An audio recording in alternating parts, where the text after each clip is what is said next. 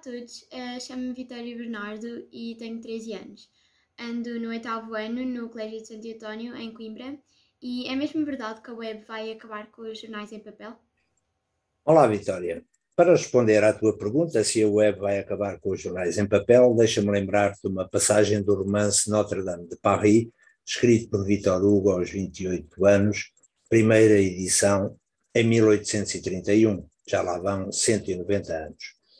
Claude Frollo aponta para um livro que tinha na escrivaninha, aponta depois para a enorme catedral que se construía ali perto e sentencia: isto matará aquilo. Isto, o livro, aquilo, a catedral. Se não leste o livro, talvez tenhas visto o filme O Corcunda de Notre-Dame, que se baseia na obra do consagrado autor francês. Claude vaticinava que o livro iria acabar com a religião, que o esclarecimento haveria de matar a Igreja. Isto matará aquilo. A cena passava-se no século XV e de então para cá, muitas têm sido as profecias de que isto matará aquilo. Algumas, muitas mesmo, concretizaram-se, outras não. No caso específico dos média, a tendência para decretar um fim negro ao que existe tem barbas longas. Isto, o jornal, matará o livro. Isto, a fotografia, matará a pintura. Isto, o cinema, matará o jornal mais o livro. Isto, a rádio, matará o cinema. Isto, a televisão, matará a rádio, o cinema, o teatro e o livro. A internet, então, é uma serial killer. Vão todos a eito, não tarda nada. Televisão, rádio, livro, cinema, teatro, o que mais haja por aí.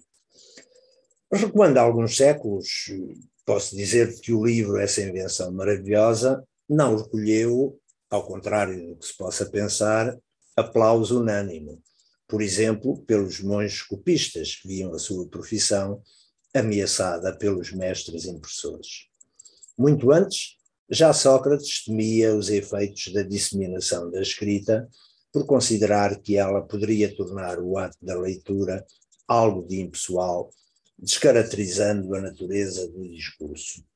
Em minha opinião, o problema não parece estar na natureza e peculiaridades dos suportes, mas sim nas virtualidades difusoras destes. Quem se assusta não é o povo, mas as elites. Cai-lhes mal tudo aquilo em que pressintam vulgarização, tudo aquilo que possa chegar ao povo e ser entendido pelo povo, tudo aquilo que possa dar prazer ao cidadão comum. Copérnico atrasou a publicação da obra A Revolução das Órbitas Celestes, receando os efeitos nefastos que a descoberta do heliocentrismo provocaria na massa inculta.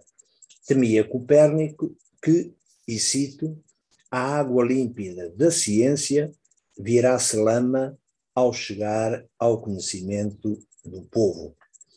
Vale para o livro, vale para a ciência, como já valeu para o desporto, imagina tu. Pegando num livro de 1944, intitulado A Fundação Nacional para a Alegria no Trabalho e a Cultura Física das Classes Trabalhadoras, podemos ler este trecho saboroso. O trabalhador português, até há pouco tempo, apenas tinha a taberna, o futebol e o dancing, o das cidades como centros recreativos. Ora, a taberna deseduca e gera somente vícios e desvios. O futebol mal conduzido deforma e tuberculiza. Os dancings não passam de centros de devassidão e tuberculose. Tudo isto contribui em Portugal para aumentar a degenerescência da raça e cavar abismos de ódio entre as almas. Fim de citação. Em 1950, Guerreiro Murta também temia pelo futuro da juventude. Os rapazes só gostam de devorar publicações fantasiosas. sem o menor desejo de se instruírem, só correm atrás do enredo, à bisca do fim da aventura, passando por cima dos pontos sérios. Os desportos hoje absorvem-lhes todo o tempo. A paixão do futebol invadiu-lhes o cérebro e fez que eles dessem um pontapé nos livros. A doença do automobilismo atacou as famílias ricas e o amor ao estudo partiu para sempre dos seus lares. Pelo que podes ver, há sempre quem tenha medo do novo, do disruptivo, daquilo que vem alterar a ordem estabelecida. Há hoje e haverá sempre profetas da desgraça. Quanto aos jornais e à web, é a mesma coisa. Já pensaste quantas revistas e jornais novos apareceram? Publicações especializadas em informática? São bastantes, em formato papel.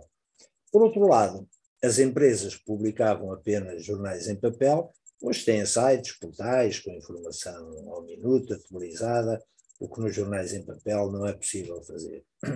Os sites das rádios publicam vídeos também, os sites das televisões têm alguns artigos apenas com texto, os sites dos antigos jornais em papel publicam áudios e vídeos.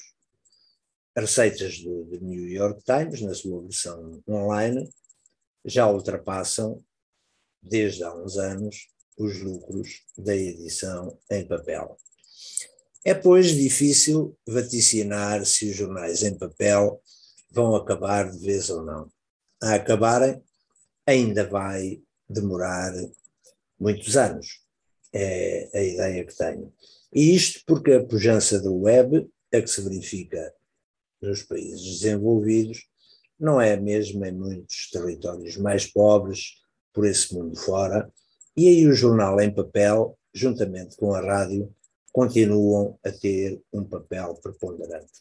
Mas o mais importante nesta questão é sabermos que o jornalismo, esse não vai acabar nunca. O suporte que hoje nos pode interessar, se calhar já não será tema de debate daqui a 20 anos. Antes, os aparelhos de rádio eram móveis pesados para ter na sala de casa. Depois vieram os rádios a pilhas e hoje já podes ouvir rádio no teu telemóvel, como sabes. Com os aparelhos de televisão aconteceu o mesmo. Já não há televisões de válvulas, já não há televisões a preto e branco, até os formatos plasma e LED começam a cair em desuso com a chegada das TVs 4K e 8K. Ou seja, o suporte não foi um óbice ao desenvolvimento da rádio ou da televisão.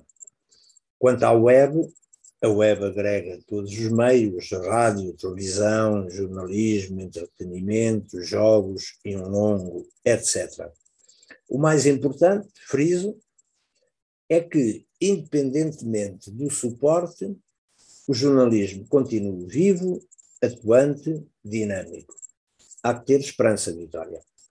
Uma vez mais, obrigado pela tua pergunta e ficamos à espera de outras questões.